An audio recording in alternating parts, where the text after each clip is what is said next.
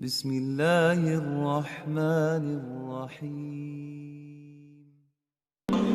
ہمیشہ حضرت ابو بکر سے نہ کوشش کرتے تھے آگے نکل جاؤں آگے نکل جاؤں آگے نکل جاؤں، ساری زندگی موقع نہ بن سکا۔ تبوک کا موقع آیا تو اللہ کے نبی نے کہا مال خرچ کرو، تو عمر کہنے لگے آج میں ابو بکر کو کاٹ سکتا ہوں، آج میں اس سے آگے نکل سکتا ہوں کہ وہ آج کل غریب ہے، میں مالدار ہوں، تو وہ تھوڑا لائے گا میں زیادہ لاؤں گا تو میں بڑھ جاؤں گا۔ لہٰذا انہوں نے اپنے مال کا آدھا حصہ آدھا گھر میں رکھا اور آدھا لے کر آئے۔ ابو بکر نے جھاڑو پھیر دیا، جو کچھ تھا وہ سارا سمیٹ کے لے آئے۔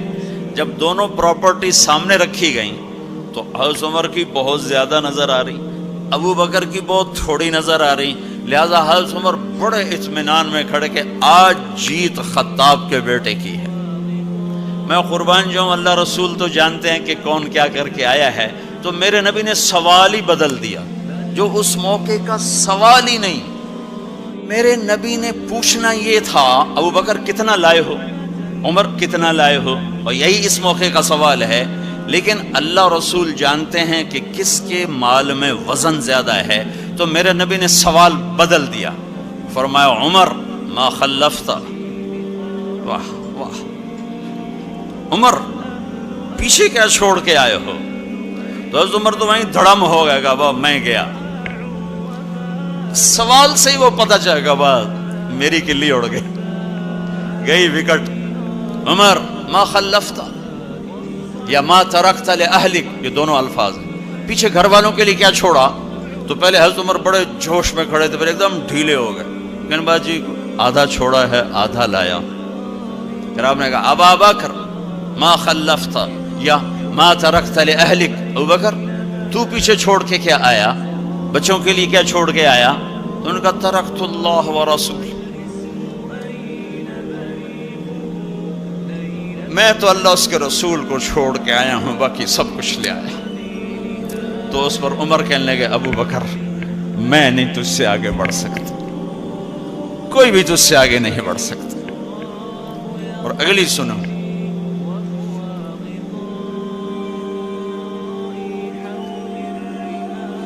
اپنے کپڑے بھی دے دیے اور ایک ٹاٹ تھا وہ پہن کر اس کو کانٹوں سے سی لیا۔ تو جبریل آئے، کہنے لگے یا رسول اللہ، اللہ تعالیٰ پوچھ رہے ہیں کہ ابو بکر نے یہ ٹاٹ کیوں پہنا ہوا ہے؟ تو آپ نے کہا کہ ابو بکر نے سارا کچھ اللہ اس کے رسول پہ لگا دیا ہے، اس لیے یہ پہنا ہوا ہے۔ تو کہا یا رسول اللہ، اللہ تعالیٰ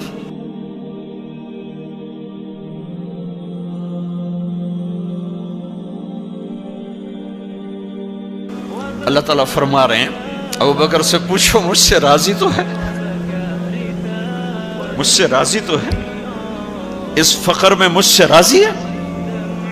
میں تو اتنا سفر کر کے آیا ہوں، حالانکہ ابھی 4 دن پہلے میں 12 ملکوں کا 10 ملکوں کا سفر کر کے ہوں، ساری ہڈیوں میں درد ہے، میں اس لیے آیا ہوں کہ چلو کوئی بخشش کا بہانہ مل جائے، کوئی بخشش کا بہانہ مل جائے، اللہ راضی ہو جائے۔ آپ سارے اس لیے حج پہ جا رہے ہو کہ اللہ راضی ہو جائے۔ جو سارے جہان سے کہتا ہے مجھے راضی کر، وہ کہہ رہا ہے ابو بکر سے پوچھو مجھ سے راضی تو ہے۔ تو آپ نے کہا ابو بکر تیرا رب تجھے سلام بھی کہہ رہا ہے اور پوچھ رہا ہے کہ راضی ہو؟ تو ابو بکر کی چیخیں نکلی،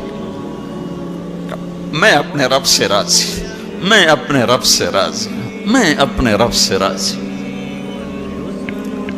میرے بھائیو بہنوں، زندگی ایسے گزار کے مرو کہ اللہ کو ملو تو اللہ خوش ہو کے مل رہا، ایسے نہ مرو کہ اللہ کی بارگاہ میں پیش کیے جا رہے ہوں مجرم بن کر، قیدی بن کر۔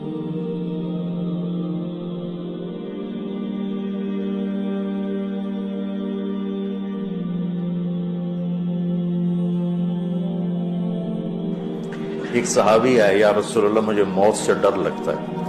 آپ نے فرمایا تیرے پاس کوئی پیسے ہیں؟ کہ جی ہیں۔ کہا وہ اللہ کے نام پہ خرچ کر دے، موت کا ڈر نکل جائے گا کہ جہاں آدمی کا مال جاتا ہے وہیں اس کا دل بھی چلا جائے۔ دروازہ ایسا کھلا رکھا ہے، نہ کوئی عدد کی قید ہے، نہ کوئی عمر کی قید ہے، نہ یہ کہتا ہے 1000 دفعہ توڑ دی تو پھر قبول نہ ہوگی، نہ یہ کہتا ہے 60 سال عمر گزر گئی تو پھر توبہ قبول نہ ہوگی، بلکہ کہتا ہے ما لم یغرغر، جب تک تیرے گلے کا سانس باقی ہے تیری توبہ کا انتظار رہے گا۔ اور پھر ساتھ یہ کہتا ہے کہ تو اتنے گناہ کر کے زمین سے اٹھا کر آسمان کی چھت کو لگا دے، پھر ایک دفعہ کہہ دے یا اللہ معاف کر تو میں سارے ہی معاف کر دوں گا، ولا ابالغ، مجھے پرواہ بھی نہیں ہوگی، پرواہ بھی نہیں ہوگی۔ میرا ایک شاگرد ہے کراچی میں، اس کے مسجد کے ساتھ ایک عورت تھی، وہ لڑکیاں سپلائی کرتی تھی، کس قدر بدترین کام۔ اس نے، میرے شاگرد نے اس عورت کے بیٹے سے دوستی لگائی اور اس کو میرے بیان کی کیسٹ دے دی۔ اس نے کہا یہ سن لینا۔ اس نے گھر میں جا کے لگا لی، اس کی ماں کام کرتے ہوئے چلتے پھرتے سن رہی، کانوں میں آواز پڑ رہی۔ تھوڑی دیر کے بعد وہ آ گئی، کہنے لگی مجھے بھی سنا، تو اس نے سنی، پھر کہنے لگی دوبارہ سنا، پھر دوبارہ سنی، پھر کہنے لگی ایک دفعہ اور سنا، پھر ایک دفعہ اور سنی۔ کہنے لگے یہ کون ہے؟ کہ پتہ نہیں کون ہے۔ کہ کس نے دی؟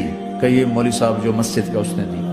تو اس نے بیٹے کو لیا اور مسجد کے دروازے پر آ کے، لوگ تراویح پڑھ کے نکل رہے تھے، انہوں نے کہا میں یہاں کے امام سے ملنا چاہتی ہوں۔ تو آ گیا، امجد نام ہے اس کا۔ کہا مولوی صاحب یہ کیسٹ آپ نے دی ہے؟ کہا جی۔ یہ کون ہے؟ کہا میرا استاد ہے۔ کیا نام ہے؟ طارق جمیل۔ کہا اس نے کہا ہے کہ جتنے بھی گناہ کرو توبہ کرو تو قبول ہو جاتی ہے، تو میری توبہ قبول ہو سکتی ہے؟ تمہیں تو پتہ میں کیا کرتی ہوں۔ کہاں بی بی توبہ تو سب کی قبول ہے۔ کہ اچھا پھر میں تمہیں گواہ بناتی ہوں، میری توبہ، میری توبہ۔